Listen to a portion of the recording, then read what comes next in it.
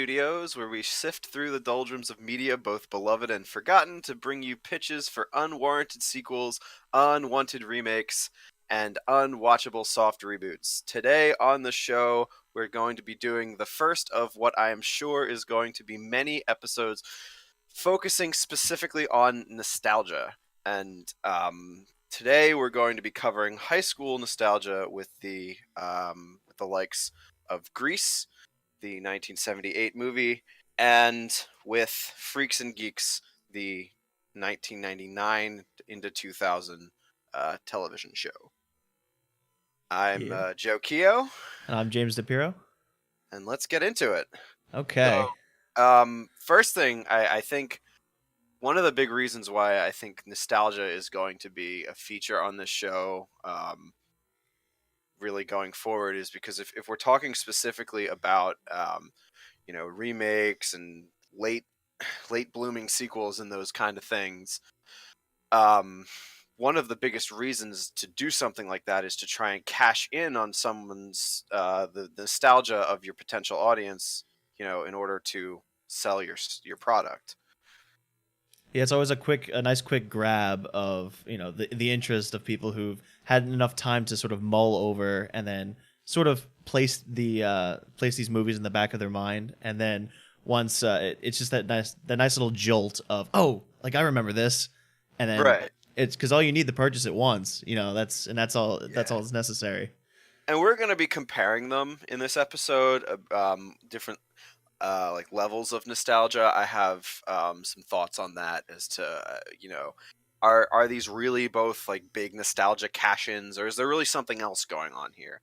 And I think an argument can be made both ways, so we'll take a look into that. But before we get into the the properties themselves, I do want to talk a little bit about high school and Oh why yes. high school is such a focus in on something, on nostalgia, on just media in general, movies, television shows. That you always see a lot of stuff on high school. You don't see too much about college. There's some work drama sometimes, but high school is really a main focus. So, do you have any thoughts on that, James? Well, yeah, I think one of the big things is the volatility of high school. You're starting to get the you're starting to get the little snippets of independence as far as like separating yourself from your parents, and you're establishing this identity, and therefore you're what you consider to be true, or what your ideas are on how to view the world. They constantly in flux with every new thing, especially with biological changes and stuff like that. But uh, it's a nice little microcosm of what society sort of is, and how people tend to take situations or take issues and sort of map them out their own way. And I think that's the earliest sort of onset of this that we get to view. Yeah, for me, I think I thought of it actually as it's one of the last like universal experiences, at least for people like in this culture. Not everybody goes to college. More and more people nowadays, of course, but like that traditionally, not everyone went to college. Not everyone gets the same job. Everyone's jobs are different, but like everybody for the most part goes to high school. So it's something that you can write a story about it, and you know that you're going to get a lot of people who can relate to this. Hmm. It's kind of like this big universal experience. So you know you you um, you're an aspiring creative. You get to this point where you're like, you're around your mid 30s, and you can start pitching screenplays for things you want to create. And high school is a really good topic of conversation because you can talk about something that everyone can relate to. The only problem is that it's really hard to capture the way that high school students relate to each other and talk to each other, because that is always in flux. And like trying to make a television show, for instance, for children right now, about the way they relate to each other, it's always going to, like, to some degree, seem a little bit uncanny and have some like criticism. And so I think something like this, something like your 20-year cycles, going back and talking about your high school experience, is a really good way around that. you can find, any kind of universal truths that kids today watching your show could can kind of latch on to, like, oh yeah, teachers don't understand. But you can also focus in on the audience of your peers, your contemporaries, people who went to high school when you did, looking back at it through your eyes. It's a neat thing. Well, plus there's also a lot of niche categories that you could sort of elaborate upon. So you have your general high school experience, which everyone can sort of kind of map out and understand. But what really gets the creativity going is the niche audiences. Like, oh, what it's like to be an athlete in high school. Well, you're gonna adhere to a lot of your athletic audience, but the nerds won't really see that unless you offer like the perspective and whatnot. So you have the ability to sort of hit a lot of different niches as well as sort of a generalized experience, and you get a lot of freedom that way when creating a movie. Right. I think one of the things that both of these pieces, it's hard to like even think of a word for them because one's a show and one's a movie, but one of the things that they both have in common is they have a deep disdain for jocks, man. And they do not like the jocks. Well, they seem to be the focal enemy, the antagonist. Yeah. Wherever you go, you can you can always take a dig at a jock. Well, it's like the corporation for adults. Right. It's the big. Yeah. The understanding, like solving everything a certain way and only this way. Yeah, that's and how they have it. I want to get deeper into a deconstruction of those kind of tropes a little bit later. Mhm. But I think it's time we got into this media, one by one. So I guess we should start with Grease. Let's just go chronologically here. Mhm. So Grease is a 1978 movie, starring John Travolta and Olivia Newton-John, based on a 1971 stage play set in the 1950s. It's a musical. There are a lot of very iconic songs from it. You're the One That I Want, Summer Lovin', Sandy, Grease Lightning, a lot of things that people would recognize, maybe hear outside of this movie, and then watch it one day and be like, oh, that's from that, really. Um, just quick plot summary. It follows Danny Zuko and Sandy. I think her last name is Olsen. They don't really say her last name a lot, I but think they say Sandra D more than her actual last name. right, yeah. But it follows the two of them. They have this like little innocent little summer romance before a school year. She's an Australian exchange student under the impression that she's going to be going back to Australia, so they have to get their last goodbyes in, and that's like the first like 3 minutes of the movie. And then come to find out that her family's plans change. They don't really go into any further detail than that. You don't really need any further detail. And she's going to be transferring to Danny's school. So, she falls in with a group of girls who are close with Danny's friends, but then she comes to find out that he's not really the guy that she thought he was. He's like this cool greaser kind of guy. And they try to like jump back into their romance, but they're kind of both held back. Danny he's trying to like cling to his coolness. He's trying to be cool, so he can't like express himself to her around his friends because he has to like always be showing off. And Sandy, I guess her biggest problem is that she's a prude. I mean, Yeah. we'll get into that because there's some underlying issues there. But basically, it's just your typical star-crossed lovers thing. I was gonna say like a Romeo and Juliet of the Right. '50s.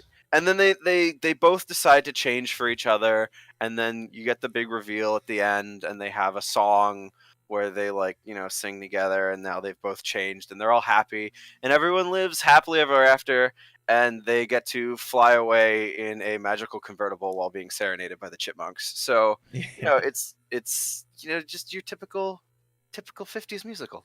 I feel like they had a lot of fun making it. A lot of the I actors had a lot of fun Yeah, I acting in mean, it. how can you not? I love this movie. I saw it. I've seen it when I was a kid. It's one of my mother's favorite movies.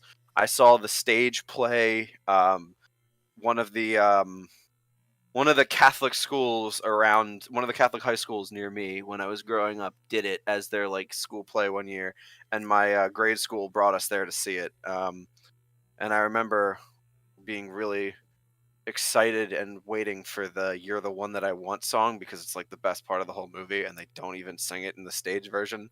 At least Oh, they don't sing it in the like high school stage version, and I was very disappointed.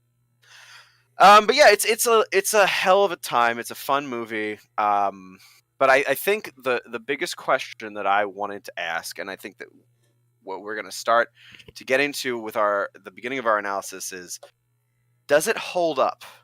And I don't necessarily want to talk about the music unless you have some say there, James. I don't really have an opinion. I think movie musicals are fine. yeah. But do you think the messaging, the themes, do you think all of that holds up to today's standards? Well, it sort of depends on what kind of lens you want to hold up to it. For a simple, if I were to just define it as a simple love story, then no, I feel like there's better ways to sort of tell that story. But Hmm. if you look at it in sort of a way where it's a love story that's retold in within the rule set of its container, I think that's where it kind of shines a bit, because you have the box that is a 1950s high school, and there's certain rules in the box. You have your cliques, you have the kingdom that Danny has established as a senior greaser who's been with all these ladies and is the cool guy, and he's having this kingdom and this popularity swell, and he doesn't want to let that go.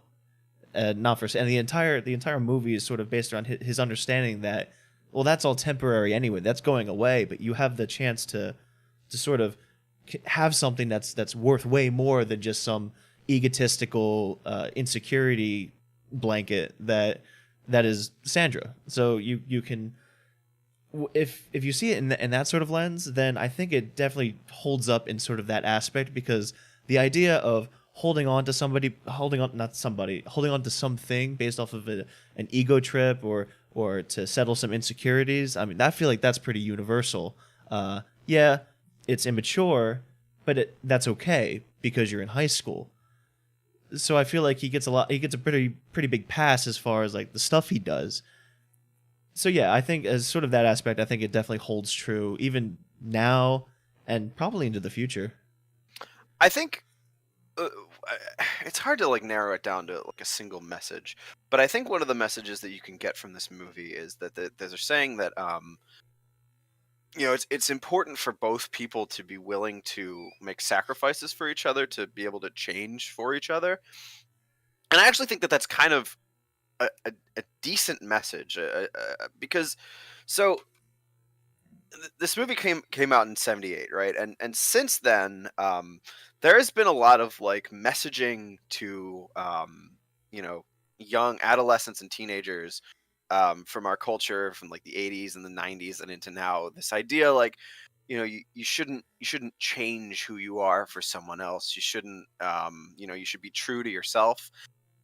And on some level that's actually decent advice. The idea, I think it kind of comes out of like the self-esteem movement, like everyone has self-worth. I think it's good advice to tell someone that they shouldn't, do something that they don't want to do, that they shouldn't be someone that they don't want to be to impress someone else. But at the same time, I think it is a little bit um naive and maybe even somewhat insulting to tell a 15-year-old that they shouldn't change. Because like, what is high school but like a time of change? Like, a better word for it of course would be growth. But like, you're figuring out who you are during that time, and to say no, you have to be true to yourself, it's like, well, fuck you, I don't know who I am. Like, how? Yeah, Yeah. but And like, I think I'm not giving this movie credit that it was that it's deeper than that. I think it's actually shallower than that. It's before a time that we were telling people to be true to themselves.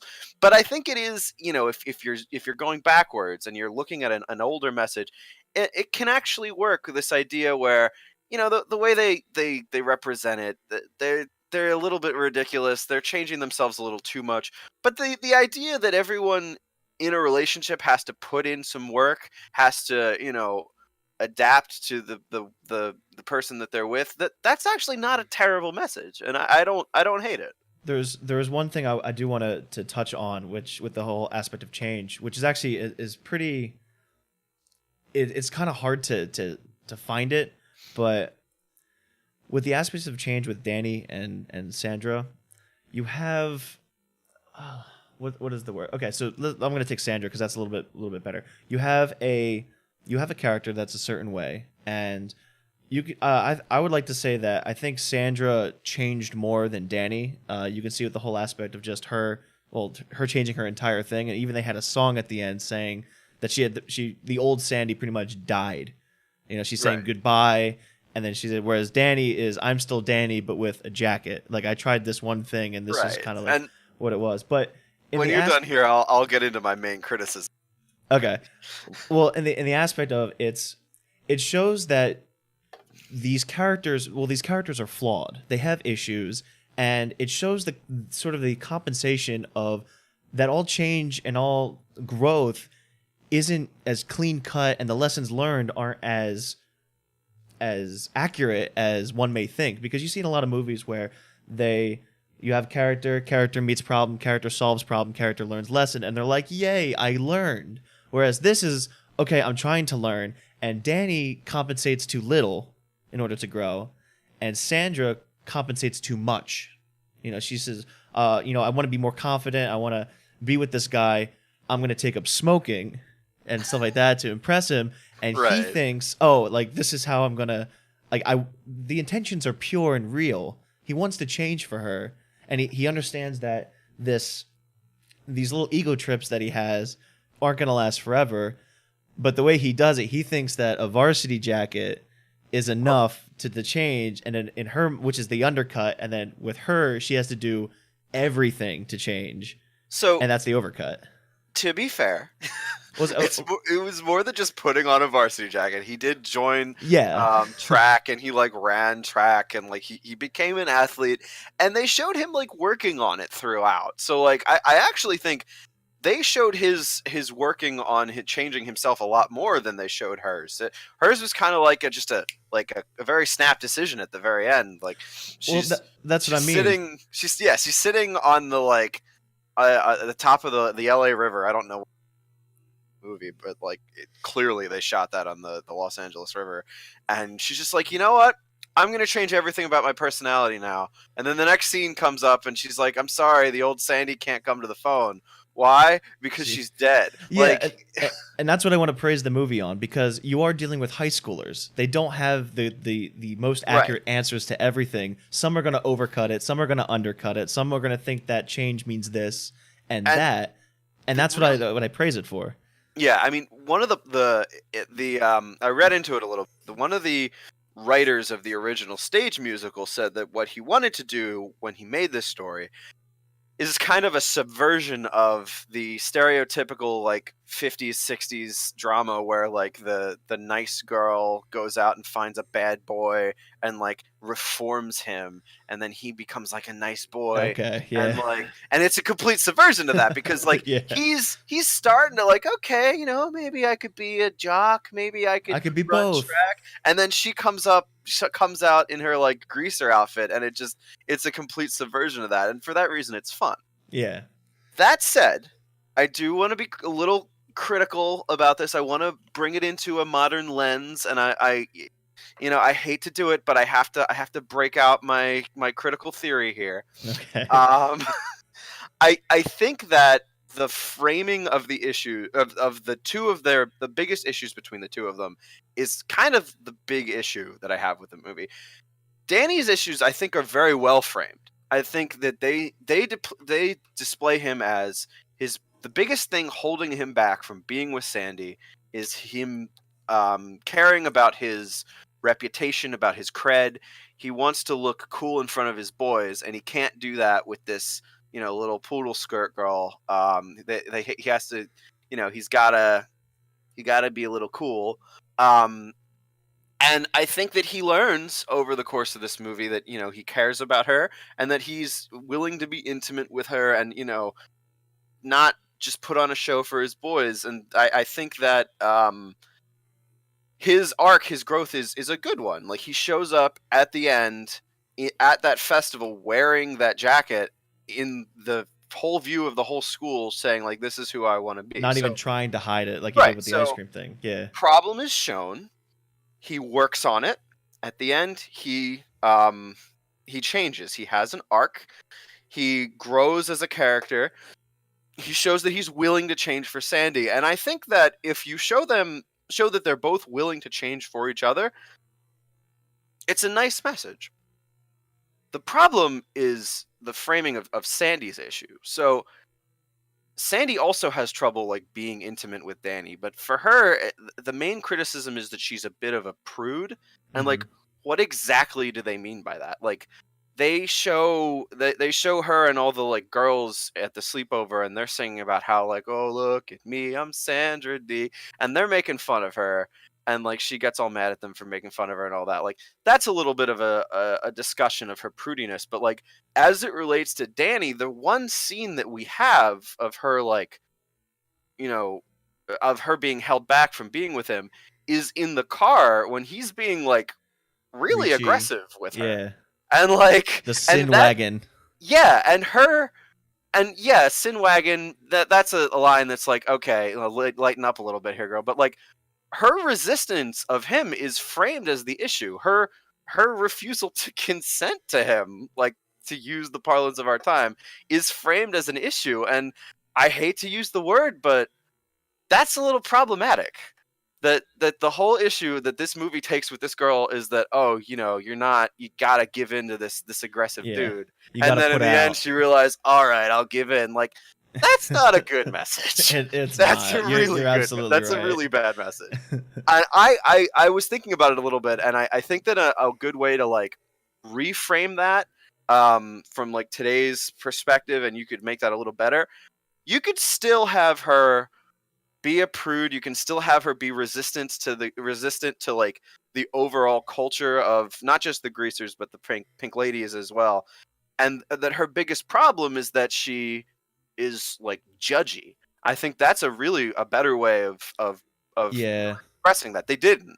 They framed her as this like heavenly girl, so that when she flips to the dark side, as it were, like it's shocking. But like, if they had actually shown her as flawed, like she comes in and she's judging these people who are, being nice to her. Maybe they drink, maybe they smoke, but they're ultimately good people. Why is she being so judgmental to them? And then in the end, she realizes that they're people too. She shouldn't be judging them. That's Exactly. what I would have liked to have seen. That would have And been a that's what I think. huge. Yeah, I think that would really, it would benefit from it nowadays. Mhm. It's the time. You can't you can't say you can't criticize it, because you have to call it out. But you're not going to burn this. You're not going to go and like burn this DVD on the stake. Like, it's just the way it is. Um, and then another little criticism is the little plot cul-de-sac that they had with Rizzo's pregnancy was dumb, because Yeah. they framed it as this big issue, like, oh, teenage pregnancy, oh, like that's a big important issue. Oh, never mind. Oh, Never she's not pregnant. mind. We're cool. Everything's fine. And then Like, I'll make an honest woman out of you, and you're yeah, like, well, okay. like Because yeah, the that's a big, scary thing. yeah, Jeez. the big way they're resolving this like extremely important like dark thing for like a teenage girl is, oh, false alarm, we're good, it's all good. Well, Like, I don't know if I don't know the differences because we might be looking at it from our lens. I don't know how big a high school pregnancy was maybe back in the 50s. If maybe that wasn't as big of a deal, I'm not sure.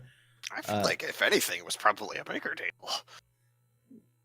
I don't Probably. know. Yeah, I see don't that's the know. thing. That's my lack of knowledge on like what the 1950s actually was might kind of limit what that is. But still like yeah, for the question of does it hold up, that is something to definitely be taken into consideration as far as that goes. Yeah, and like, I am not the first to call that out. I mean, I've heard a lot say that Rizzo's little pregnancy cul-de-sac is dumb. I'm sure I'm also not the first to point out the problems with Sandy's like consent, but this is the first time that I've thought of it. But yeah, I don't want it to sound like I don't like this movie. I like this movie a lot. I remember seeing this movie when I was a kid and liking it. And when I came back to watch it this time, I thought that I was just going to be seeing this, like, stupid little, like, I don't know, greaser Romeo and Juliet. But I was actually legitimately impressed by the the message of, like, they're both willing to change for each other. I liked that. I don't like the framing, but I can live with it. The attempt was made, and it was made pretty well, not great. I think that's Right. where I'll draw that for me, at least. Yeah. Do you have anything more to say before I jump into Freaks and Geeks? No, yeah, I think we should transition into that because I know that's uh, I will be honest, I wasn't able to watch all of Freaks and Geeks for the audience, so Yeah, my and take on it will be pretty limited, but we should definitely still talk about it. for those of you listening to these a week and apart, if you are, I had forgotten that Freaks and Geeks is 18 episodes long. I just thought in my head, like, oh, it got canceled after one season. How bad could it be? Because a lot of things nowadays, like Netflix shows come out, and they're like 10, 20-minute episodes. Like, that's nothing. This is 18 40-minute episodes. Binging it in a week, it was a little difficult. I got through most of it. I skipped a couple episodes here and there. I've seen the whole show in its entirety before. So I know the show. I love the show. It's one of my favorite shows, honestly. It's such a good show. But this particular binge, I think I watched, I'd say, like 85% of the episodes. But anyway, Freaks and Geeks is it's a television show. It came out in 1990. It ran from one season between the fall of 1990 into the spring of 2000. It was one of the first one of the first vehicles produced by Judd Apatow. If you've heard of Judd Apatow, he created a lot of movies. He's mostly a producer, but he basically, like, reigned over the late aughts.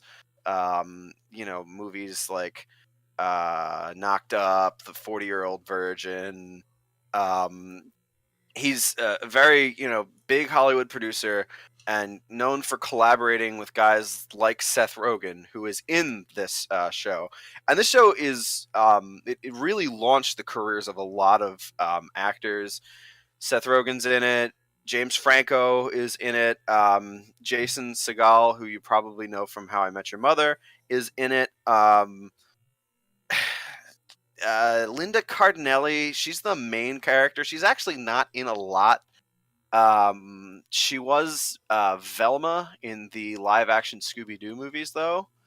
And then the geeks, they're not in a lot. You might have seen the kid who plays Neil in a couple of other Apatow things. And then Martin Starr, who plays Bill, is actually in a decent amount of things nowadays. He's in what's that show on HBO? Silicon Valley. So yeah, it was an important show. It launched a lot of careers, and actually, it was produced by Judd Apatow, but it was created by Paul Feig, who is another pretty important television movie producer and writer. He's known nowadays for a lot of his collaborations with Melissa McCarthy. But he's the one who created Bridesmaids and the newest 2016 Ghostbusters movie. Oh And boy. yeah, we're gonna have an episode on that one day. But overall, I like Paul Feig. I didn't love that Ghostbusters movie, but I like Paul Feig, and I love Freaks and Geeks. And it's a really important show. It only ran for one season. It was just one of those shows that was ahead of its time, I think, even though it ironically is about the past. But, like, if you haven't seen it, I would imagine I would describe it as like a more ambitious That 70s show, and much better. Not to hate on That 70s show, but this is just a better show all around. It's single cam, not multi-camera. And yeah, it's just a really good show. I can't say enough good things.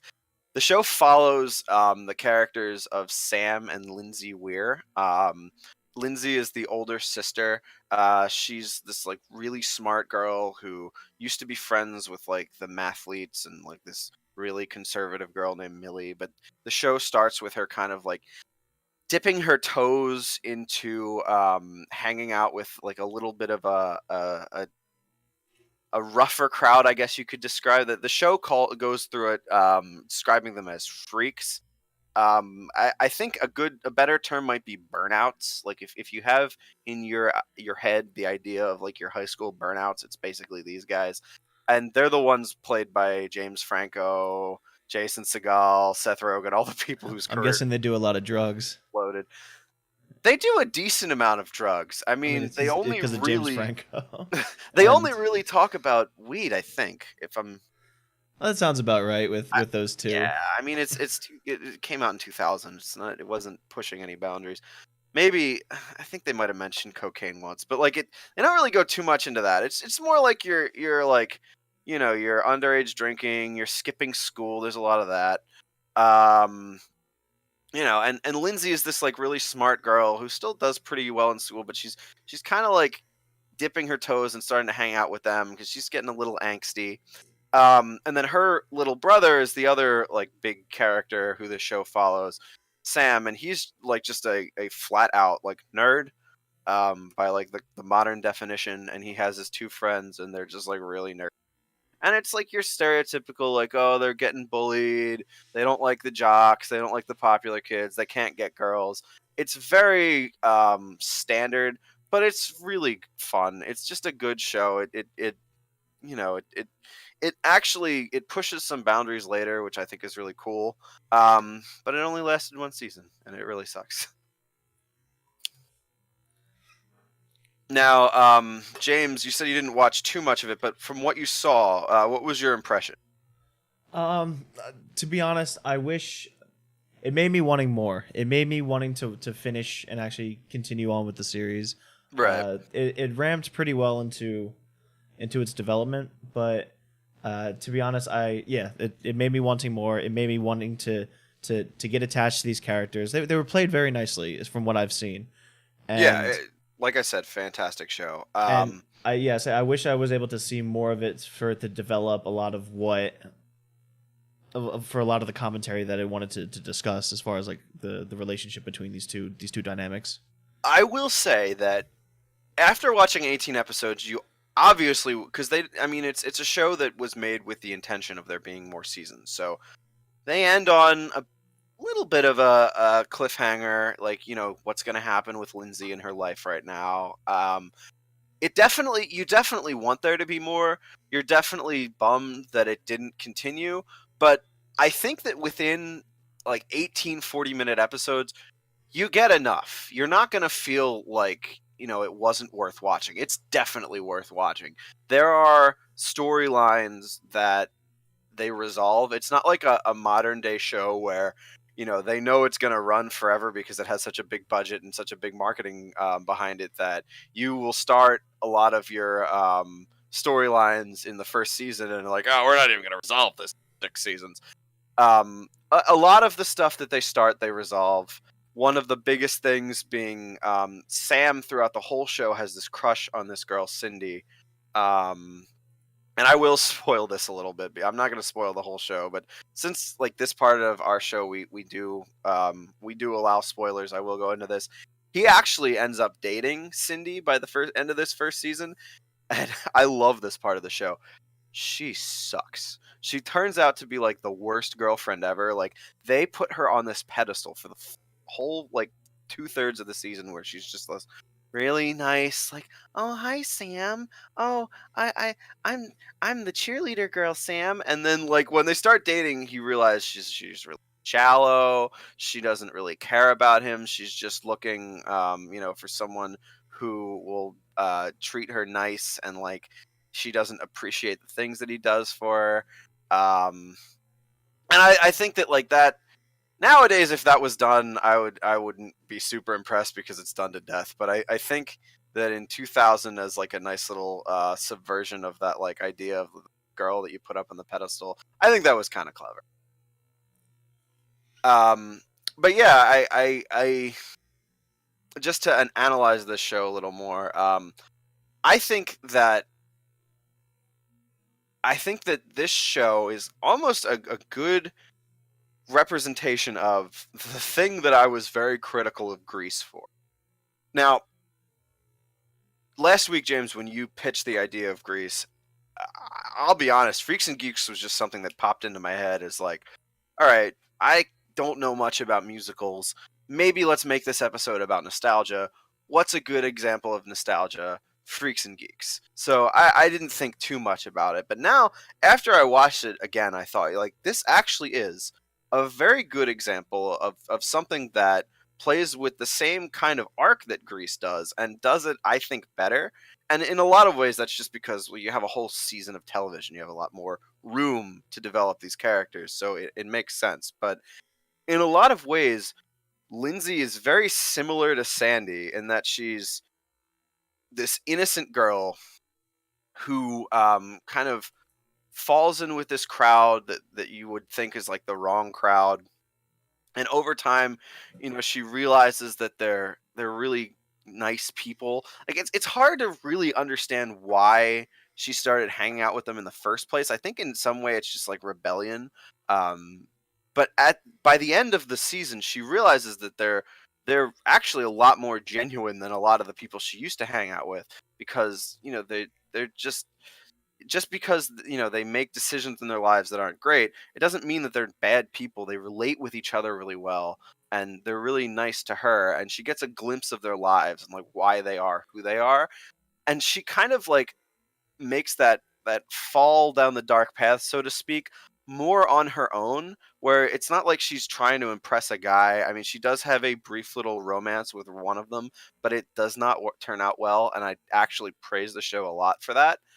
um and yeah, she goes back to them. She wants to be with them as like friends because she realizes that they are good people. They are people too, just because, they're quote unquote burnouts or freaks. Like, it doesn't affect that. Well, that's So also it's a really good comment on that sort of, even the title itself, like with Freaks and Geeks, is the idea that a lot of people see high school as a sort of this, at least nowadays, they see it as sort of an assembly line, a very industrialized microcosm of making sure that kids go in, adults come out, that mhm. sort of aspect of it. And when you're inside, when you're in high school, and you're going to class, you're going to lunch, and you're going through all the motions of what high school is. Like when you ask somebody what their high school experience is, they're usually pretty much the same. I go take classes, join clubs, sweethearts, band thing, whatever.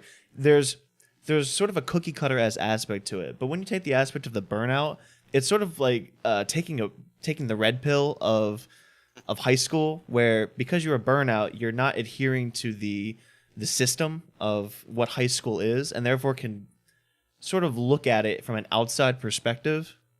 And I think this is, again, I haven't watched much of it, but I think this is why Lindsay sort of is attracted to that group, because she's a product, or she's inside this environment, and she had the ability to sort of look outside, and maybe that's why she wants to keep staying on the outside, because it seems real. It seems more real, or not artificial. You get a really good outline of in an episode near the beginning where they focus on the character of Kim, who is actually like really mean to Lindsay in the beginning because she's like the other girl in the group, and then by the end of the season, like, they are like thick as thieves. But like the you get this idea, this like pick this snapshot of her life. Like, Lindsay goes to dinner at her house and just like sees how awful her life is, and it kind of like just forces everything into a really quick perspective of like, well, it makes sense that Kim is not thinking about school on a day-to-day basis like Lindsay is. She's hounded by these forces in her life that like no kid should really have to deal with, and it really like it makes you really think about, you know the privilege that someone like your Lindsays, like your Sams, like your Millies, all of the like quote unquote good kids, they enjoy to be able to say like, oh well, just get your life together. Why don't you get your life together? Well, you have this really nice stable home life to come back to, and pretty much everyone in Lindsay's lone outsider circle, they don't have that, except for you don't really get to see much of Ken's home life. By the way, I love Ken. Ken is Seth Rogen's character, and Hmm. for the most of the show, he's like this just like stereotypical, not really so much stoner, just like this really sarcastic dude who's just like quipping, like your typical Seth Rogen. And then like just 3/4 through the show, he just falls in love with this band geek, and it's really sweet. I think the Ken Amy romance it's really brief. It's like they get 2 episodes where it's just like half of an episode each, but I think it's one of the best TV romances I ever seen. It's adorable. Well, that's also, I think, one of the staples of writing a good high school show or movie or anything along those lines is the aspect of not merely looking at the high school life per se, but looking what happens outside. Because whatever happens inside of high school is pretty much universal. Everyone's sort of doing the same thing. They're going through the same steps, albeit maybe in different flavors. But it's where it's outside of the high school. It's past the doors, after the bell rings, of what is this person, who's been engorged in this sort of this system, what do they go home to? And I think you see a lot of school related movies and TV shows sort of go on that aspect where the camera follows the student home, and then you get that, and then you could say, oh well, that's why they act like this in high school, this is why they joined this club, this is why they're talking to these people. And it's a nice little formula that I think a lot of people are starting to actually use, looking at these previous movies like that. Yeah. I would say also to anyone who watches this show and is like really disappointed that you can't get any more of it, there are a couple of things out there that are a little similar. The very next year, Judd Apatow actually did a college show. This one is without Paul Feig. Judd Apatow made this one himself about a kid who's a freshman in college. It's called Undeclared. It is not as good, but it's still pretty good. Jay Baruchel is in it. He plays the main character. But a lot of Judd Apatow regulars are in it. Seth Rogen shows up again. Jason Segel shows up again. I don't know if James Franco. I have to rewatch it. It's been a long time. So that's out there. Also, if you're a Netflix person, there's a show called Everything Sucks, which is very similar, I think. It's also a 20-year nostalgia trip. This is having come out just a couple of years ago. It's actually about the late 90s, and it's about kids growing up in Oregon in the late 90s. It's also about nerds. It also only lasted 1 season and got canceled. Also not as good, but it's a pretty good show. It's worth checking out if you want something like this. But anyway, I think unless you have anything else to say about Freaks and Geeks, I kind of want to just, before we get into pitching anything, just get into a little brief discussion about nostalgia in general. Okay. Because I think we can compare the plots of these movies, movie and show, but I also want to compare what they're doing with nostalgia, because I think it's very different. And I think that if you look at like the nostalgia that we're dripping in today, because there's a lot of it, it's actually a lot more similar to what we see in Grease than what we see in Freaks and Geeks. I mean, So, so much so that people are actually writing things about nostalgia itself rather than playing on the nostalgia. I right. mean, I think one, I mean, well, I'll get into it later, but if we really want to explore nostalgia, I want to have an episode down the road about Ready Player One, oh yeah, because I thought that movie was okay, and that book is atrocious. And I want to have a whole thing about that. But that movie is really interesting because it's an exploration of someone else's nostalgia.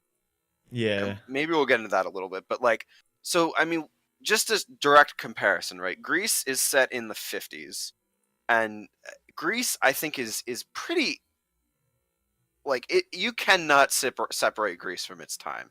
It is Mm. so of the 50s, even though it didn't, it was made later. It's just dripping in it, and it's based on a stage show from '71. that's only 11 years after the completion of the decade of the 1950s. But the movie came out in 78. It draws from things that happened in between the play and the movie. There's some influence from Happy Days in there. Happy Days is a show about the 50s that ran throughout the whole 70s. 50s nostalgia was actually pretty ubiquitous from the 70s into the 80s, even into the 90s. It was really dominant. Um, and there are a lot of thinkers that have like ideas as to why. If I were to just like posit a guess myself, I think a lot of it has to do with the changes that were happening in the 60s and 70s that affected, you know, onward, and a kind of a resistance to that. People wanted to go back to this like simple Americana, which, is all bullshit, of course, but it felt simple to them because it was their childhood. So they looked back at the 50s and they represented it, throughout the 70s with Happy Days. They represented it here. You see it in the 80s. You see it in Back to the Future. It's very dominant. Um, It's also so easy to contrast with a lot of right. what's happening at the current Yeah, time. Greece is interesting though, and maybe it's very of the 70s, because even though they're focusing in on the 50s, they're not focusing in on like, the religious fathers and like the institutions. They are talking about the greasers who are like the rebels of the 50s, which is kind of funny because like the 70s were not hurting for rebels. There were plenty, way more than they had in the 50s. But like, if they're going to zoom in on the 50s, let's talk about these rebels who are kind of like safe rebels. They're not trying to break Well, anything. They're they just, were considered the freaks of the 50s, the right. dropouts, the people who, they pick Yeah. up smoking, they skip class. I mean, you see this all the time throughout the movie. Yeah, so 50s nostalgia, it's finally dead. Like, nobody cares about 50s nostalgia anymore because most of the people who are like consuming this kind of media today, they don't really have that like I mean, I think of like my parents. My father was born at like the end of the 50s, so he doesn't know anything about the 50s. My mother was not alive in the 50s. So it's really like the generation before them, they're not really consuming as many movies. So it's not really a driving force like it was for so long. And I think that Grease is really a big representation of like right in the middle of the time when 50s nostalgia was rampant. You have this movie that is just so inextricably 50s. I was expecting poodle skirts. I didn't see any poodle skirts, but everything else was just like so 50s. Hmm. Um, Freaks and Geeks, on the other hand, now Freaks and Geeks is set in. The show came out in '99. It's set in '80. So it's right on like the cusp between the 70s and the 80s, but it is very much of the 70s. I mean, in 1980, a lot of the stuff that we now associate with the 80s had not started yet. All the crazy hair metal that was not, all the like electronic pop stuff that wasn't out yet. MTV didn't launch until 2 years later. I think there was thought that if this show continued, they would have gotten into that. But it very much at this point, it was very much like the end of the 70s. This is like the essence of like what's left over as the 70s are kind of like dying.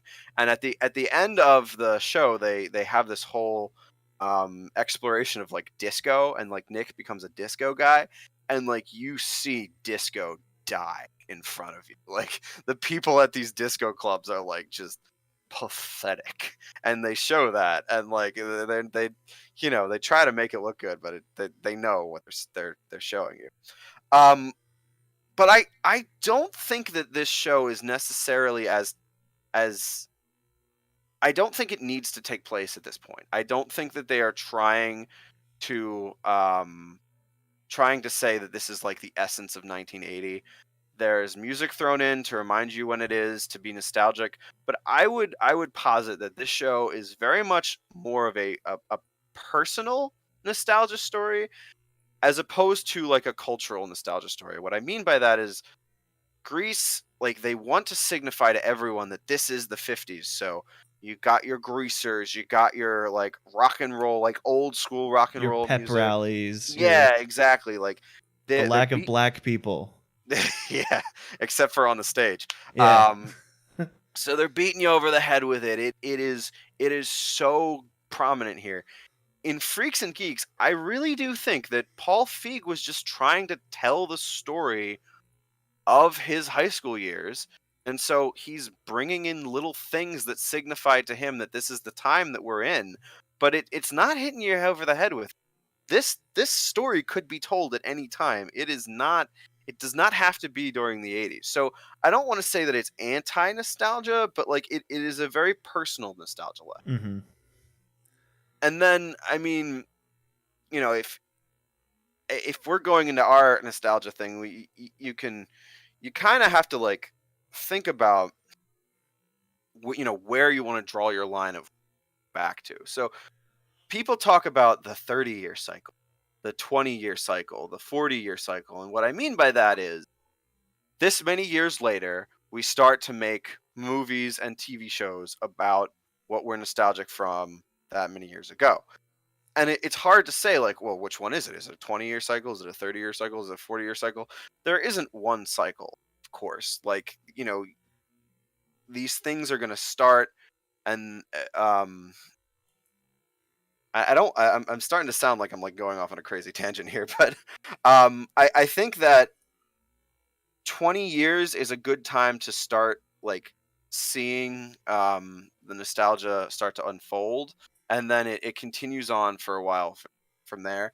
A good example, I already spoke about the 50s, but I think the 80s is another example. 80s nostalgia just like ruled the day for even some of the 90s, but into like a lot of the early 2000s into now. And it has reached a point where now you're starting to see nostalgia, what I'm starting to call secondary source nostalgia. So have you seen Stranger Things, James? I have not. I've just heard about it. Yeah, it's really good, and I think I recommend it. But it's set in the 80s, and it's very much of the 80s.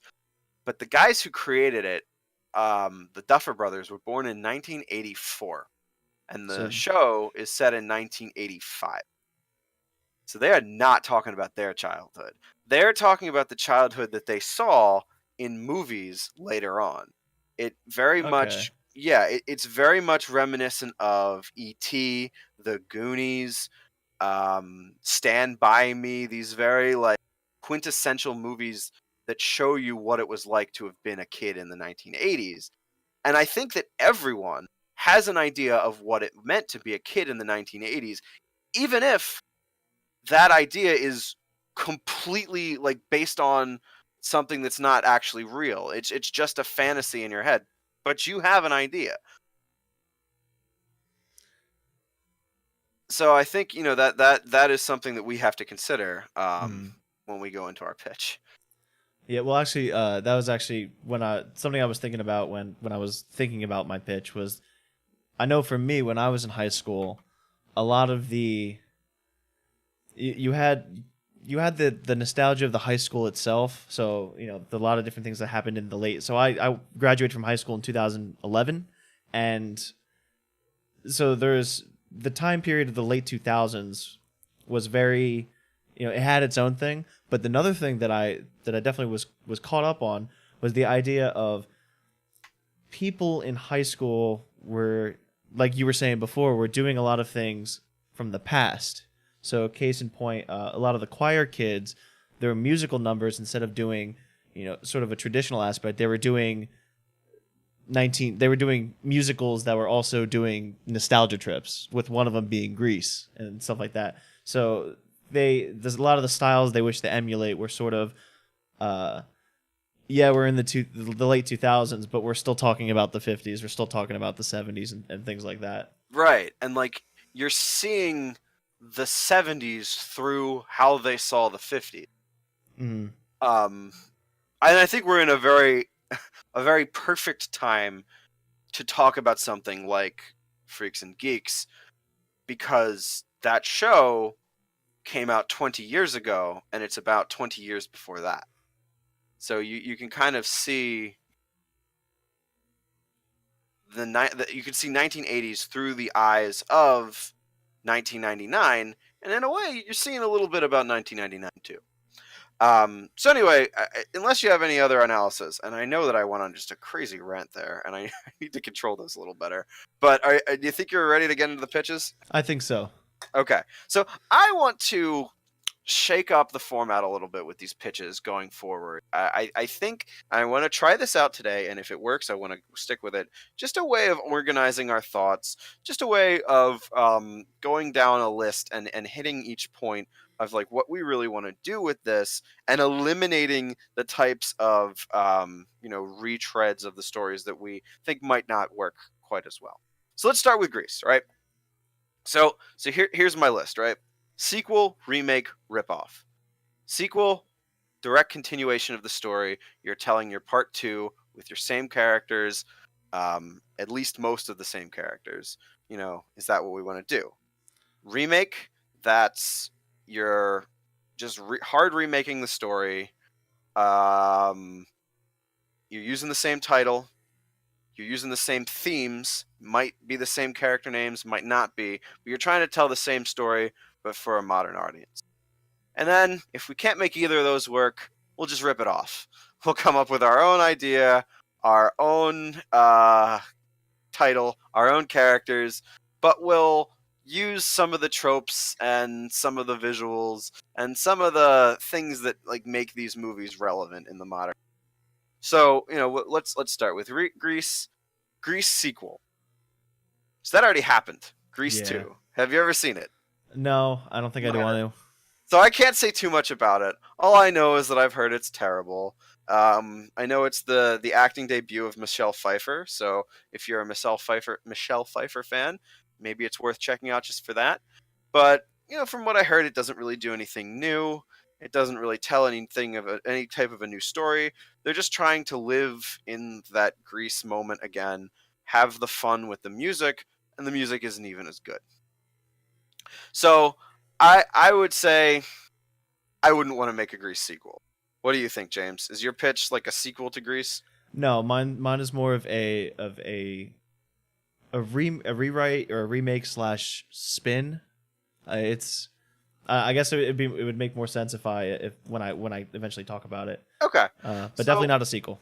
Okay, so we'll go into a remake of Grease. Now, for me personally, I didn't want to remake Grease either. You might have another idea, but I think that it's going to be kind of hard to make Grease relevant nowadays. For the reason that I discussed earlier, Grease, unlike Freaks and Geeks, is completely tied to the 1950s, down to the title.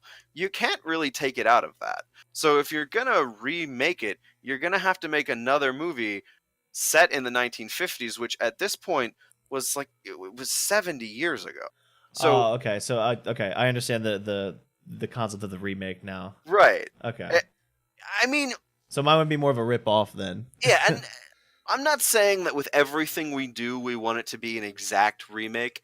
But I think for Grease, as far as I'm concerned, and maybe you can explain yours a little bit better, but if I'm looking at if I'm envisioning a Grease remake, I don't see how it can still be Grease if it's not set in the 50s.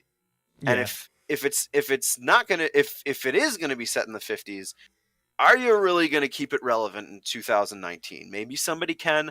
I don't think I could. So I'm gonna move on from that. I mean, the title itself is a tie into 1950s. Right, exactly. Yeah. So, are we going to rip off Grease? I will rip off Grease. That's what I'm doing. Okay, I'll let you go. I wasn't going to rip off Grease because High School Musical already exists, as was pointed out last week. But go into it. So yeah, mine. I'm looking at the outline right now, and I see also parody. So, as the stuff I sort of always do, I always take it, subvert it, make it dark. So that is kind of what I would do with Grease. Now, when I look at my high school life and everything sort of surrounding it, I see two things: a problem with identity, like I was saying before, the volatility of identity, and social media, sort of amplifying that. Yeah, so, social media. I was going to get into social media in mine, but we can go into it with you. I'll bring in my criticisms. Yeah, I mean it's very hard to not talk about social media, especially with throughout the decade of the 2000s, because when we were, I don't know the exact date, but I think when we were sophomores or juniors, Facebook came out, Yeah. and So it's conveniently for us, we both graduated high school the same year. mhm. So, insofar as talking about our high school experiences, they are completely contemporaneous. Um, and yeah, I mean, that was the advent of social media. That was when it was really starting out. Now you could What say do you say that. about that? Well, you could say that, oh, MySpace and whatnot, but the issue with MySpace is that MySpace was personal. MySpace sort of there was the container of this is me, this is who I am, and then you have like your top friends, and again everything was sort of self-contained. And an internet clubhouse Did you is have a probably the best MySpace? one. I did not. I didn't either. I didn't have internet until I was about 15. Ah, So yeah, it I was was very hard for me to get similar, with it. but yeah. So but Facebook, on the other hand, this new concept came out where it was public. It was everybody's friends with everybody, and the aspect of a friend now went from something that was personal to a number, to a high, and it was about the high score. It was about getting the most amount of friends, and we directly correlated that number with popularity and worth and value. And that was a huge, at least for in my high school life, that was a huge deal. You didn't measure popularity based off of your athletic ability, of your musical talent, of your charisma, sort of. It was all done outside of high school. It was all done using this third party external source known as Facebook. So a lot of the work that was done inside of high school, yeah, you can set up relationships and stuff like that inside of high school, but everything was sort of done all of the work was done externally. And I think that's a huge deal because there's a lot of reasons why, with the aspect of, let's say, like, for example, there was an increase in depression amongst high school kids during our time because people would go on Facebook and they would see all these people having all these great times and having photos of them looking good and looking their best, and then you would take that face value and apply it to yourself and how you're feeling. Now, obviously, you're feeling all of who you are, so all the good, all the bad, but you're only seeing the good. So therefore, there's a higher chance of becoming depressed because how is everybody else having fun and I'm miserable, sort of thing. So that's just one of the aspects of it. And I feel like, at least if you're going to rip off Greece, or at least the concept of Greece, and sort of take that nostalgia trip, you have to add social media. There has to be something with social media being that crux. Right. So, what's your approach? Because for me, I was really afraid to be too critical. Not because, like, I'm afraid of what social media can do to me if I'm critical of it, but I I I think there is a time to create a a story that really takes down social media, and I didn't really want this to be it. I wanted this to be a nice, like, fun high school show. So mine's a little bit more like Freaks and Geeks, Okay. set in the time when we went to high school, Okay. and that social media was impossible to ignore Mm-hmm. because it was just starting, and this was the time. And some of our younger listeners might not believe this, but there was a time where Facebook was cool. I Yeah. know, I know, it's crazy. It was But integral. but for like 2 years, maybe year and a half, Facebook was really freaking cool. Like, you had a Facebook, you said your shit on Facebook, and people's like, "Oh man, look what he said on Facebook." Like, it was like, I mean, I don't even want to say like Snapchat and Instagram because even they're pretty old by now. But like when those came out, it was like that. It was cool. It It was was a cutting gimmick. edge. You had your Facebook, man. Like, you were cool. Um, so like, you can't ignore that. But at the same time, how do you talk about Facebook and how do you talk about social media without just saying thing equal bad? Because I don't think it's that simple, but I think that it's easy to fall back on that because these things have completely changed the way that we interact with each other. A lot of people will say that they changed the way that we interact with each other for the worse. I would say I probably agree with that, but I don't necessarily want to be that limited in my approach to this. Yeah. Yeah. So I mean, I guess I'll do a little synopsis of what my pitch is as far as using that aspect. We start off with and this is where we see the tie-ins with a lot of what Grease is. We start off in the summer, and you have this couple. Now, in this part, they're already sort of dating for about a year, whereas they just met before. But this is the summer before Facebook gets released to the public. So they established a relationship, and their views of high school were pre-Facebook oriented, where it was all about forming the relationship, all about hanging out and that sort of thing. And then, So, quick question: okay, Are they? Is this in the middle of their high school experience? They've already been in high school, or are they about to go to high school this time? they're in the middle of high school. So I'm gonna say Middle of high they're school. juniors in high school. Also, Okay. and this might be like a little too technical, but are you calling it Facebook? Because then you have to like get with Facebook and make a deal with No, I'm them. calling. Well, maybe I'm gonna call it the book. And there's I'll get into that in a little bit. So the fall rolls around, and there's this new thing called the book. And what the opening song is have you heard of the book? Right? And it's everybody going around. It's this rumor that's being spread that there's this new thing that allows you to get in touch with everybody. So you're calling it's Facebook. Everybody knows it's Facebook, but it's called the book.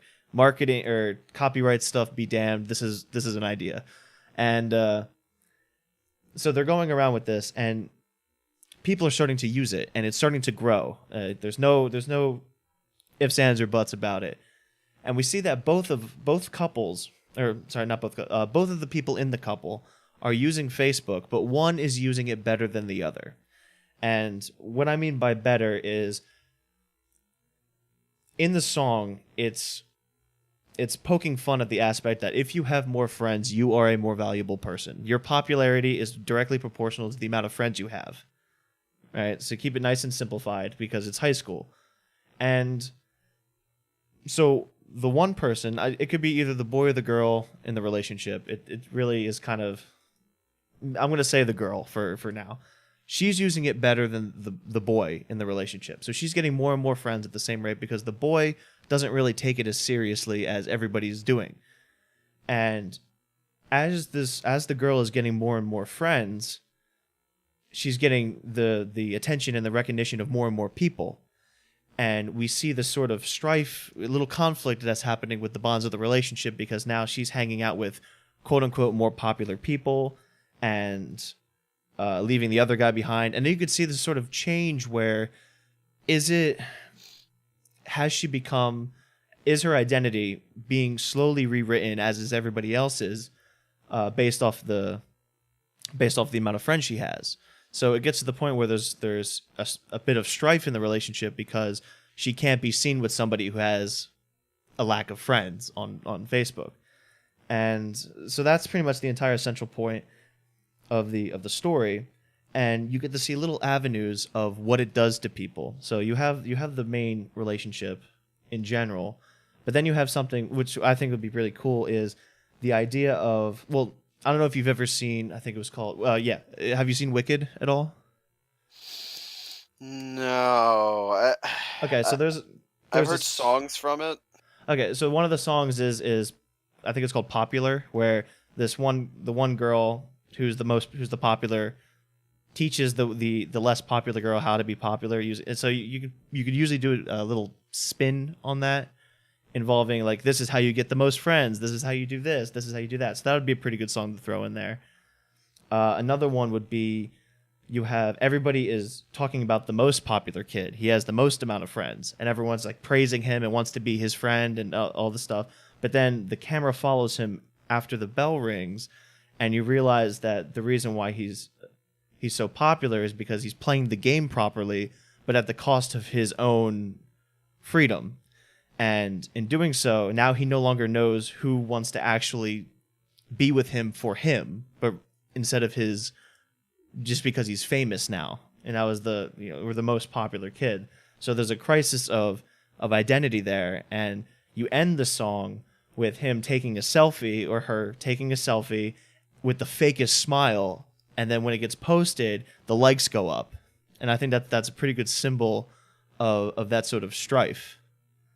And the end, so other things happen. The end, is the guy ends up accepting that this social media thing is it's never going away, so he forces himself to use it at the cost of his own valuation of what he considers to be who he is.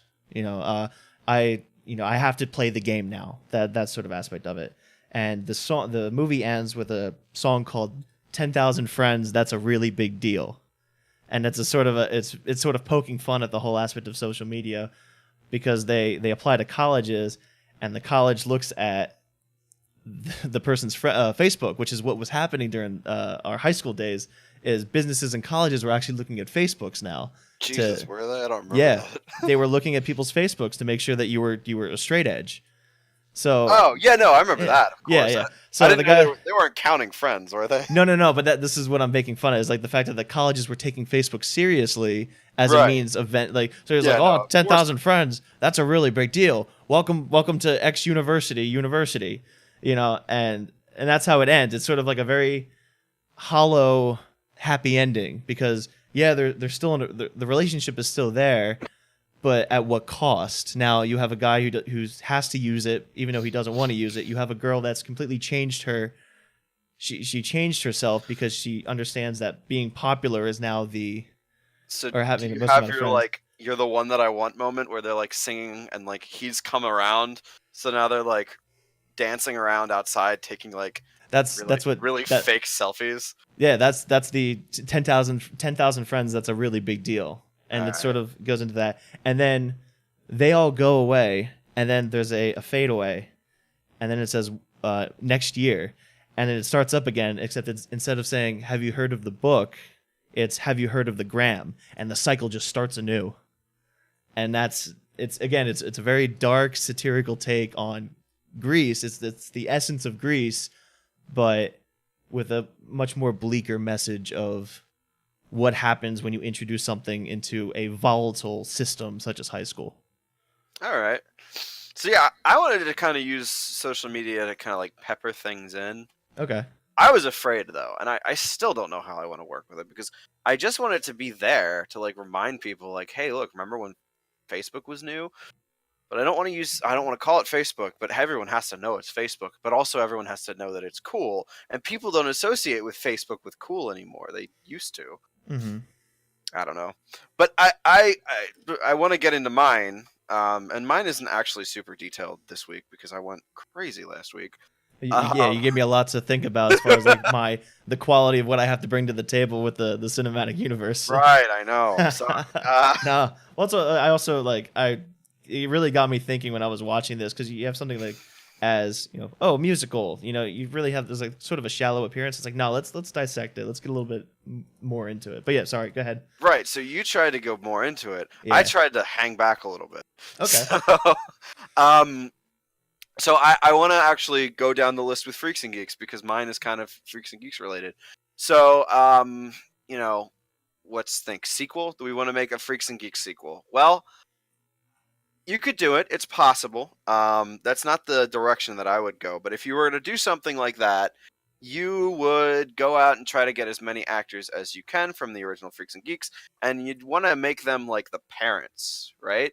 And like have it talk about their kids.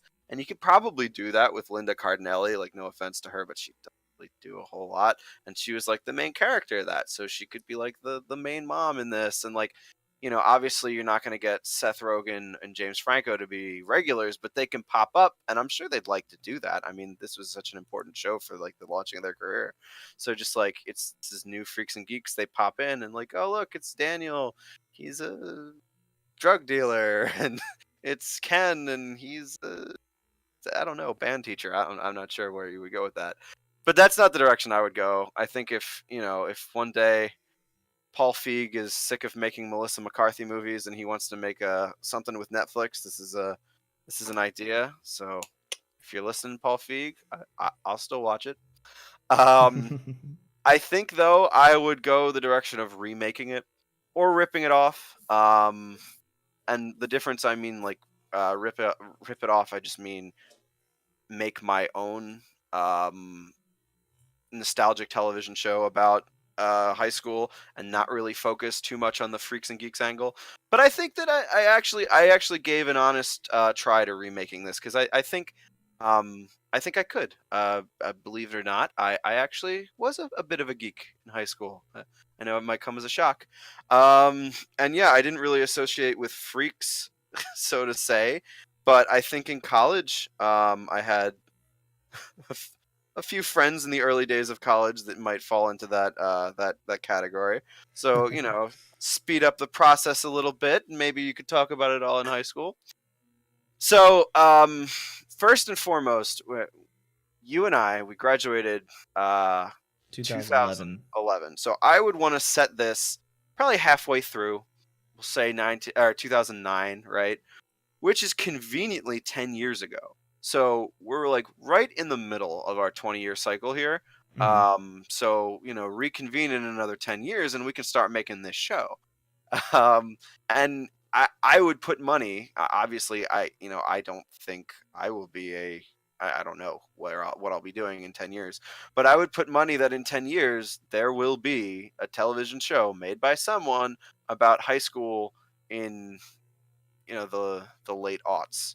Um, so that's what I want to do. I want to set it there. It's gonna be a Freaks and Geeks remake, so we'll call it Freaks and Geeks. This is in a world where Paul Feig doesn't want to make his sequel, so he gives it to me. Thank you. Um, and so we're gonna get into like the geek facet. So I'm gonna have, rather than a brother sister duo, it's just one guy, and he's kind of a geek who comes into his own with the freaks and like starts to um associate with the freaks. So he's I mean I gotta use the marching band angle because it's what I know. So he's in a marching band. I'm gonna make him a xylophone player, because for those of you who don't know, within marching band circles, xylophone players are kind of nerds. Sorry to my sister. Um, and then he goes to a new school and he joins the marching band, and he wants to, he's like halfway through his high school experience, joins a new school, and the reason he wants to join the marching band is because it's the only way he really knows to make friends. So that's what he does. But come to find out, this high school doesn't have a pit, and the pit are the people that stand in the front of the marching band and play the cymbals and the xylophones and all that kind of stuff. So he has to join the drum line, and the drum line are a bunch of burnouts, because every high school drum line ever is filled with burnout. Oh Sorry, high boy. school drum lines out there. I'm sorry, but like, yeah, kind of is. Um, but no, I kid. I loved high school marching band, and I loved my high school drum line, and they were good people. But that element is present. So in this remake, they're there. And he kind of like starts hanging out with them, and he's talking with his friends from like his old school, and they're like, you're hanging out with the drum line, dude, that's a little like weird. And then like in the beginning of the show, he makes friends with people in the band that are like more his speed, like some nerdy trumpet players. um and then he starts to like really like he starts to go to like more hangouts with his drumline friends, and then he starts to like go down that dark path a little bit, and then by the end of the show he realizes that it's really not that dark of a path, that they're good guys and they're nice to him, and that's all that really matters. um so it's that's kind of it. It's kind of simple, but I wanted to actually, and we can work together on this, James. I want to talk about a couple things that we want to discuss to kind of like sort of make this work within the context of like our high school experience. Hmm. So like I want to talk a little bit briefly about the relationship that nerds have just with the outside world, and how that has seemingly changed since Freaks and Geeks. Because there are times in Freaks and Geeks where like somebody calls the other one a geek, and they're like, I'm not a geek, and they like fight over that, and they're trying to not be geeks.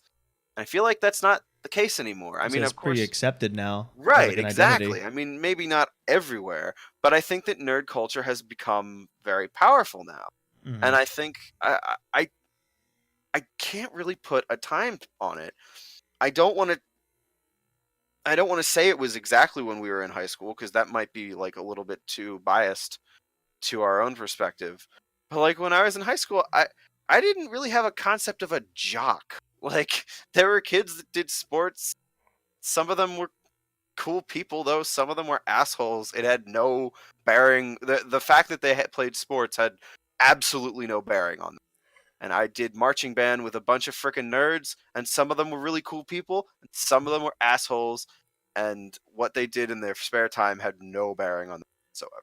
Yeah, like I know for my high school life, there was kind of a melting pot. There weren't that many clique oriented identities. You know, like it wasn't like I played football and therefore I'm a jock and that's kind of like who I am. Like I'm this big tough guy. Like those stereotypes Well, never because I mean, existed. you were a varsity athlete, were you not? Yeah, so And I did you I consider wrestled. yourself a jock? No, so that's the thing. Is like Exactly. I wrestled. I was in band. I was in honors classes. But I wasn't like an exception to the rule. I think it was pretty just commonplace amongst my high school that everybody was kind of like that. Right. And for us it was more about social standing and class. It was a class based system. So you had the poor kids, the medium kids. Wow, the mid class people, and you had the rich kids. Yeah. Because since my high school was a regional high school, we kind of pulled from a lot of regional other schools, you know, regional boroughs and whatnot. So you get a little, you got a mix of, you had a lot of inner city kids, you had a lot of suburbs, and then you had a lot of the rich cul-de-sac, you know, Yeah. upper class people, and that's Actually, my kind of school how. was almost exactly the same. Okay, so that's kind of how everything was sort of defined. So the popular kids weren't the jocks or the rich. It was the rich kids that were pretty much there because they threw all the parties. They all hung out with each other because all their moms and dads knew each other because they were all in the Yeah. same. It was very regional based. So Yeah, my school was like that too, and I think the reason why I I threw in so much with the marching band was because I didn't really have too much of a place within that dichotomy.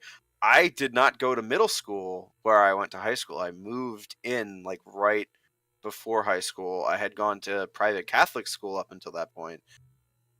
And maybe that's something that I might explore with this character that I'm working on, maybe. I don't know. But yeah, I didn't really like the town that I lived in was like the rich kid town, but like I didn't know any of those kids and I didn't really like them, honestly. They were pretty I don't know. If you're listening and you're from my town, I'm not judging you, but also that I was the the big thing that I saw that was enhanced, definitely enhanced by the advent of social media, is when you had a lot of rich kids. Obviously, they go on a lot of trips and they do a lot and all of those pictures things. show up. Yep. They do the most photogenic things, and Yeah. that's how they get. Yeah, so there was a definite proportion of how much money your family made versus how popular you were, and social media was sort of the tool that allowed those things to be possible. So it's like if I were to go out on a camping trip, let's say, and I took a picture of my tent. Well, some in some aspects it didn't compete with another person who went to Cancun for spring, you know, for the spring break time, and so obviously people want to see the spring break pictures more than a camping picture. But and I'm not saying it was a competition, but I definitely think that at least for my high school, it was all about the high score. It was all about maximizing your quote Right. unquote friends, and that's what I usually meant by from my rework, how much of an impact that had with your identity and your value as a person in high school. So what you could do, you know, within your thing, you could have like a subclass of people in the high school who are like the quote unquote like nerds, but they're not nerds. They're considered losers because they just don't use social media. Well, yeah, And and there are that's plenty of kids who are like that. I actually resisted Facebook, I think, for the first year. Well, it was really big in 2009. I don't think I got one until 2010. Once I got it, I fell into the whole trap, and you posted a lot back then. yeah, But it's it was a very big integration into your life. oh god, and then you look back on shit that you posted from years back, and It's cringy. you I want it cringe a lot. you want it to just go away. And it makes me the issue is it made me very hesitant on future media platforms. Like I'm not a Twitter guy. I'll post a couple things that I think about, but now it's sort of a requirement. Like if you ever, especially if you want to be in that entrepreneur slash content creator slash be your own person sort of entity. Now it's like it's required as much as it is having a good name. You know. Yeah, and for Uh, completely unrelated reasons, anyone out there, Hackjog Media, I'm sure our Twitter will be live by the time that this episode's out there. So just go over there and give us a what do they call it? A follow? Give us a follow. Yeah, Give yeah. us a follow. The followings. Yeah, Give us. yeah, and just on YouTube, smash that subscribe button. I I think. mean, like, just suplex it into the ground. Yeah, Yeah, yeah, the like and subscribe and ring the bell for some reason. That's something, right? yeah. And so it's like it's these things that they're supposed to. These things are supposed to sort of happen naturally. It's like, oh, if you do this, then that's why like I don't understand the whole notion of saying like, oh, like, comment, subscribe, because everybody knows YouTube. Everybody knows this stuff, but for some reason people tend to always have to remind people to do it. I don't know. It's just I find it so I not cannot contradicting. It's I ironic almost. I cannot recommend enough Lindsay Ellis's video on the subject. Oh, what is it called? It's like manufactured. I'll look it up, but It's like it's almost Pavlovian, like yeah, Pavlovian, whatever it's called, where it's like you have to just by saying like, comment, subscribe, you're like firing off the dopamine sensors of your brain to your audience, and get that's what's ready. so weird. It's like that's what's so fascinating about this whole aspect. It's so integral with everything. Well, get ready because we're gonna have to jump head first into it. Yeah. Manufactured authenticity for fun and profit. Anyone out there? Absolutely recommend it. It's amazing. Um, okay. I had a couple of other things that I wanted to mention, but I think we actually already hit them. Our message. I think you were pretty clear about your message, James. It's like, Yeah. yeah, the It's a very dark take dark on something that's drawback. so influential. Yeah, I think my message kind of comes down to like, don't judge a book by its cover. Very boilerplate, very generic. But like, that idea that like these people that you're told to fear from a very young age, they're people too. I remember before I went off to public school, the nuns took me aside and they're like, "Don't fall in with the wrong element." And you know what? I really wish I had, but I didn't. Um, so yeah, I think before we close out, what do you think what would you use? Well, actually, is your thing going to be like steeped, like buried in nostalgia like Grease, or is it more like you know, something that could take place at any time? I guess you really take care of that with your social media commentary, but like, would you throw in like music and visuals in there and kind Well, of tie oh, it you together? mean like yeah, like the late 2000s. What would that even be? Like was that Katy Perry, Jason Derulo? Like I mean these people are still relevant. It's that's the weird thing. They But kind of are. I mean, Jason Derulo relevant? I don't yeah, think. he's a couple. Well, Is he? I don't know. He has No. songs still coming out. I think that's a better way to put it. Right. But Nowadays it's all about like uh friggin' SoundCloud rap and like mumble oh stuff. yeah. But But no, like I think so. I get a lot of my music history from Todd in the Shadows, and if you're looking at that time period, it's like I would see it as the time like a lot of pop. right before pop music died. Yeah. Pop music basically died in 2012 when Lord came around and killed it. So like right before Lord showed up and killed pop music, like it was very much like dance music, like stupid club shit, like get on the floor, like dance it, put your hands in the air. So like you got to have a lot of that in there. I think for me, like there are certain songs that just take me back in nostalgic ways. Like stupid ones. You know that song, "Beautiful Girls"? Is it like Sean Kingston? Yeah, that And guy. all you beautiful girls. I have an idea when I hear that song, and you don't hear it a lot because it's not very good. But I think one of the reasons that it is so associated with this one memory is because you don't hear it in other contexts. It was like my freshman year high school band camp. This one time at band camp, my director played it while we were marching to like, oh, let's march to a song. So I will always have that song in my head when I think of like high school band camp. And then also flashing forward, fun Oh fun yeah. period, like that band. That that band is like inextricably tied for me to early college. Mm-hmm. Like that whenever I hear that, I think of like a time when it seemed like the possibilities were endless. Mm-hmm. Right before you made the realization that all of your dreams aren't going to come true. That band. like I remember that song "Carry On." Mm-hmm. I first listened to that in Some nights. yeah, some nights college marching band. "Carry On." I just remember drinking in our friend Royce's apartment, listening to that song, and just being sad because I'm starting to realize that the dream that I was told. Uh, And on that note, do you have anything else to say about nostalgia? no, as yeah, say like I know at least what I was saying for my pitch was more so yeah, definitely the feeling.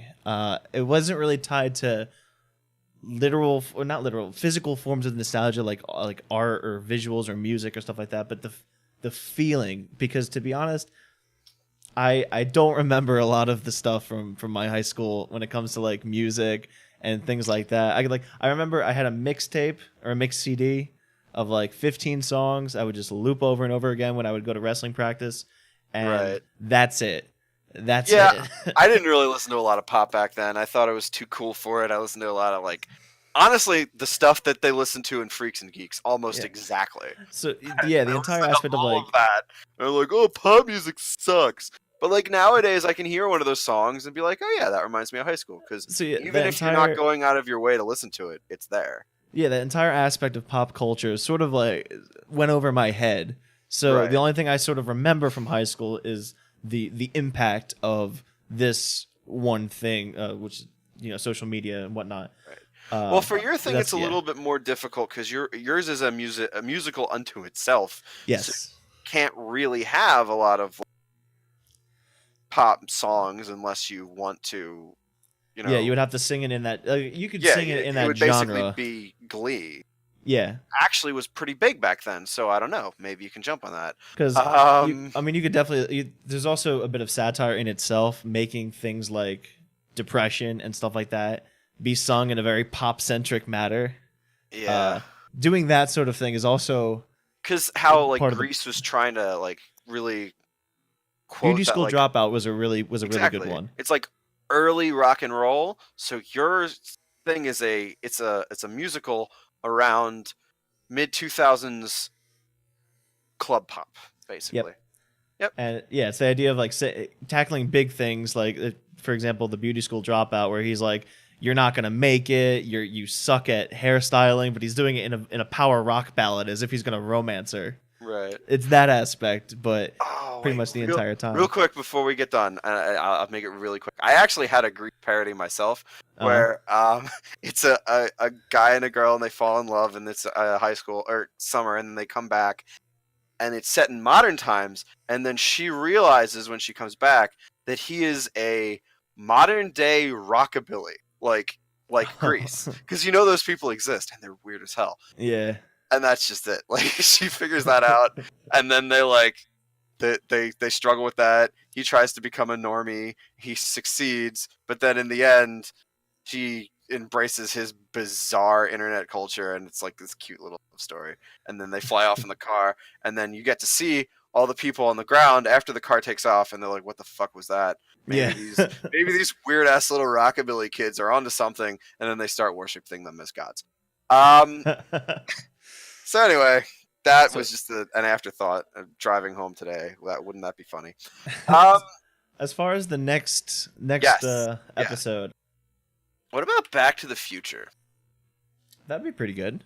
Because I haven't I wrote a Back to the Future little thing on our site. Um, Now here's my thing with Back to the Future, where I think Back to the Future would work here. So we would watch all three Back to the Future movies. I don't think that's too much of it to ask, right? No. Yeah. So in over the course of the next week, watch the next three Back to the Future movies. And the big question that I want to start with, and we can go in any other direction. We can say how we would make Back to the Future today, if it would be like the same thing, or like go back to the 80s or whatever. Big question I want to ask is, why hasn't anyone remade this yet? It seems like a slam dunk. Everybody's always remaking shit from the 80s, like, constantly. Mm-hmm. Nobody's touched this.